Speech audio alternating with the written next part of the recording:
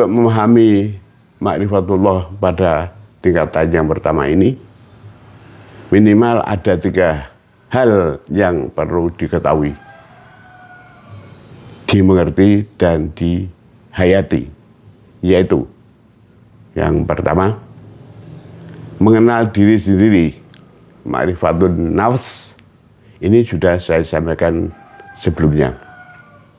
Yang kedua, Allah adalah sebagai pencipta yang berkuasa atas segala hal yang terkait dengan alam semesta ini.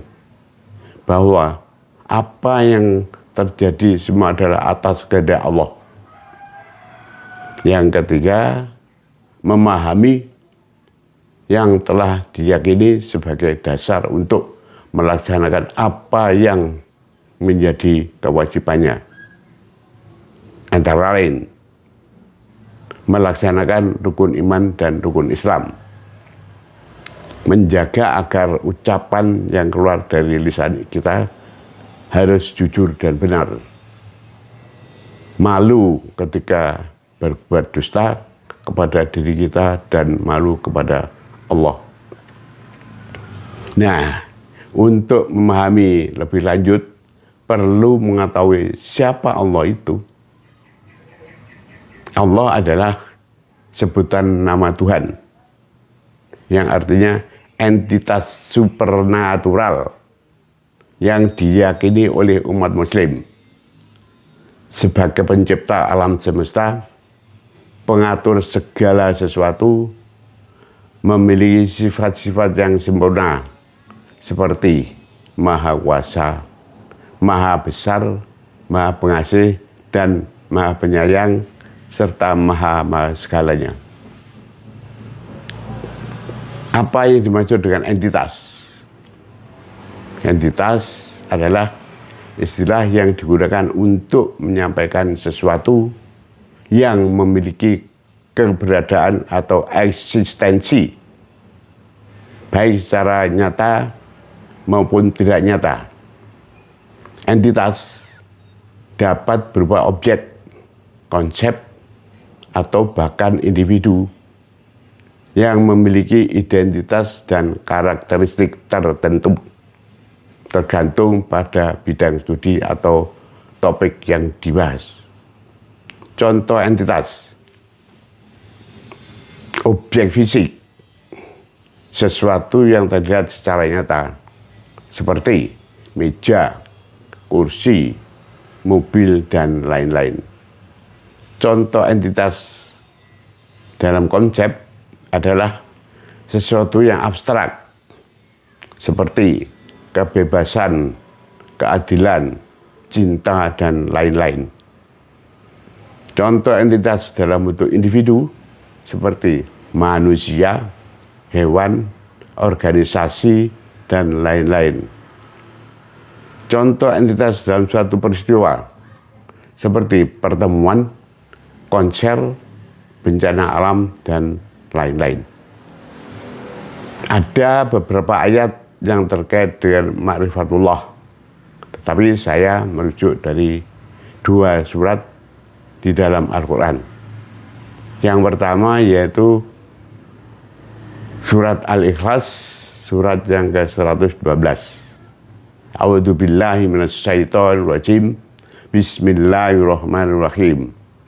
Qul wallahu ahad, Allahus samad, lam yalid wa lam yulad wa lam yakul lahu kufuwan ahad. Katakanlah, dialah Allah yang Maha Esa. Allah tempat minta segala sesuatu. Dia tidak beranak dan tidak pula diperanakan, serta tidak ada sesuatu pun yang setara dengannya. Yang kedua, surat Ali Imran, surat ketiga ayat yang 190. A'udzubillahi minasyaitonirrajim. Bismillahirrahmanirrahim. Inna fi khalqis samawati wal ard wa ikhtilafil laili wan nahari la ayatil lil ulil albab. Sesungguhnya dalam penciptaan langit dan bumi serta pergantian malam dan siang terdapat tanda-tanda kebesaran Allah bagi orang yang berakal. Selain itu, Allah juga memiliki 99 nama yang terindah yang mencerminkan sifat-sifat yang mulia. Jadi intisari yang saya sampaikan tadi adalah bahwa kita harus dapat membedakan siapa sebagai pencipta dan siapa yang diciptakan. Yang pertama, apabila belum dapat membedakan hal tersebut, maka pada hakikatnya ada kecenderungan merendahkan Allah sebagai pencipta alam semesta. Yang kedua, apabila kita merujuk Al-Quran surat Al-Anfal ayat 2, A'udzu billahi minasyaitonir rajim. Bismillahirrahmanirrahim. Innamal mu'minuna alladzina idza dzukirallahu wajihat qulubuhum wa iddat liyad alaihim ayatuhu yadhum innama wa ala rabbihim yatawakkalun. Sesungguhnya dalam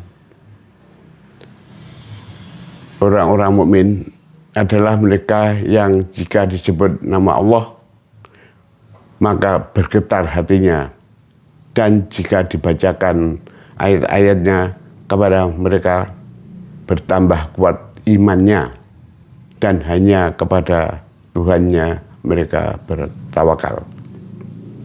Sekarang coba kita bisa berpikir secara logis ya. Bagaimana mungkin hati ini bisa bergetar bila asma Allah disebut kalau belum bisa memahami tentang hierarki tingkatan sesuai peruntukannya untuk Allah. Sebagai contoh, ketika kita akan melaksanakan sholat berjamaah, diawali dengan niat, kemudian mendengar imam menyuarakan Allahu Akbar. Apakah hati kita bergetar? Selanjutnya, ketika imam membaca surat Al-Fatihah, bacaan surat atau ayat dan setiap perubahan gerakan dari berdiri ke rukuk dan seterusnya sampai dengan salam banyak menyebutkan asma Allah, yaitu Allahu Akbar. Bergetarkah hati kita? Meningkatkah keimanan kita? Jika belum, mungkin surah kita masih dalam tataran rutinitas. Selain itu, apakah di dalam surat tersebut kita bisa menikmati dengan khusyuk atau suratnya ingin segera selesai? Hal ini menjadi renungan bagi kita. Sampai manakah tahapan kita dalam mendalami ma'rifatullah?